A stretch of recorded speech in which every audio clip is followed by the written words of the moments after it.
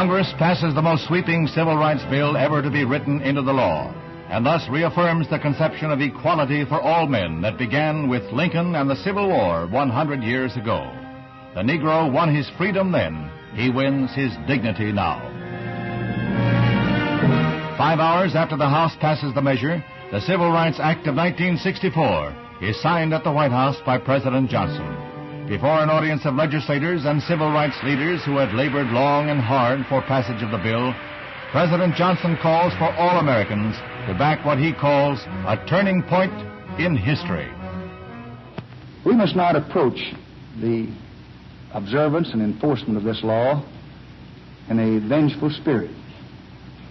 Its purpose is not to punish.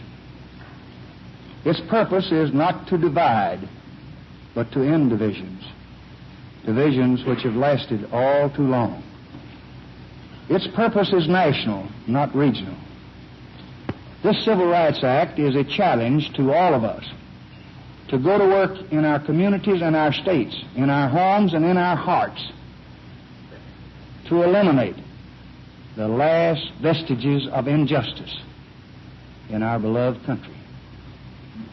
So, tonight I urge every public official, every religious leader, every business and professional man, every working man, every housewife, I urge every American to join in this effort to bring justice and hope to all our people and to bring peace to our land.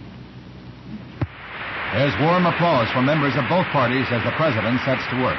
It is work. He uses nearly 100 pens to affix his signature and date. Souvenirs go to Republican leader Everett Dirksen and Democratic whip Hubert Humphrey.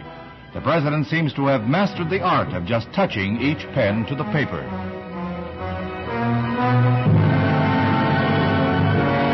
Integration leader Martin Luther King receives his pen, a gift he said he would cherish. The Department of Justice will enforce the law if necessary, and G-Man Chief J. Edgar Hoover is present. Another group of pens is reserved for the Kennedys, and the Attorney General is entrusted with a half dozen.